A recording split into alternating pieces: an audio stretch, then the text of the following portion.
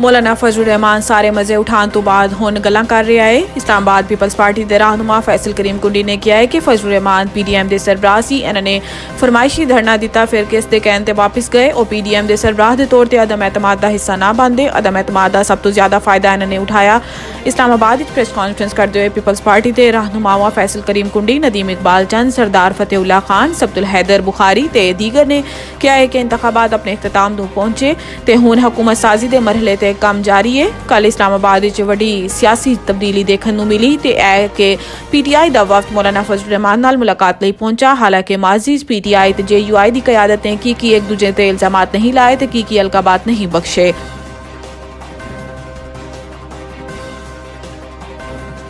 कमर जावेद बाजवा ते फैज़ हमीद दी दो टोक अल्फाज विच फजलुर रहमान दे बयान दी तरदीद। साबिक आर्मी चीफ ते साबिक DG ISI दे करीबी ज़राए ने मौलाना दे बयान दी तरदीद करदे होए कहा है कि JUI अमीर नूं चाहिए कि वह पहले अपने हकायक दुरुस्त कर लवे, क्योंकि जनरल फैज़ हमीद नूं अदम एतमाद दी तहरीक पेश कीते जान तो कई माह कबल ISI छोड़ चुके सी। मौलाना साहब भुल गए ने कि जिस वक्त इमरान खान के खिलाफ अदम एतमाद दी तहरीक लाई गई सी, इस वक्त जनरल फैज़ कोर कमांडर पेशावर सी। इन्होंने मजीद किया है कि जनरल फैज़ नवंबर 2021 इस्लामाबाद जा चुके सी। जनरल बाजवा के करीबी ज़राए कहना है कि साबिक आर्मी चीफ की मौलाना तो 2 मरतबा मुलाकात हुई सी। बाजवा के करीबी ज़राए का कहना सी कि दोनों जनरलों ने ओपोजिशन रहनुमावां ते जोर दिता कि इमरान खान को अपनी मुद्दत मुकम्मल करन दी जाए। ज़राए ने किया है कि जो ओपोजिशन रहनुमावां ने किसी तरह की लचक ना दिखाई तो इन्होंने कहा गया कि अदम एतमाद की तहरीक वापस ली जाए तो इसके बदले इमरान खान इंतखाबात का ऐलान करन।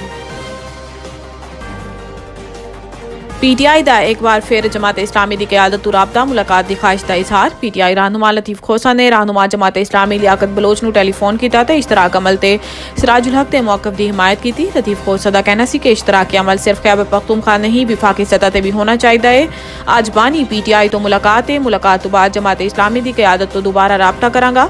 तर्जुमान जमात इस्लामी ने किया है कि सियासी जमातें मुज़ाकरात का रास्ता हमेशा खुला रहता है। PTI रहनुमा आमिर डोगर ने भी जमात इस्लामी के तर्जुमान कैसर शरीफ नाल राबता किया ते मुलाकात की ख्वाहिश का इजहार किया। तर्जुमान जमात इस्लामी कैसर शरीफ ने कहा है कि मुलाकात का वक्त जगह क्यादत और मुशावरत तो बाद दसिया जाएगा।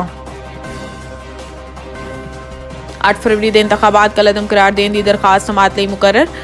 शहरी अली खान ने इंतखाबात की धांधली की बुनियाद पर मुल्क दोबारा इंतखाबात कराने की इस्तदा की थी। चीफ जस्टिस काजी फाइज ईसा की सरबराही ते रुकनी बेंच 19 फरवरी को केस की समात करेगा।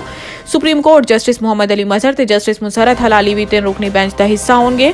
सुप्रीम कोर्ट ने दरखास्त गुजार नोटिस जारी कर दिता। धांधली की शिकायत Pakistan Tehreek Insaf ANP JUI Jamaat Islami national party ते दीगर जमात की जानिब तो सामने आईयां ने।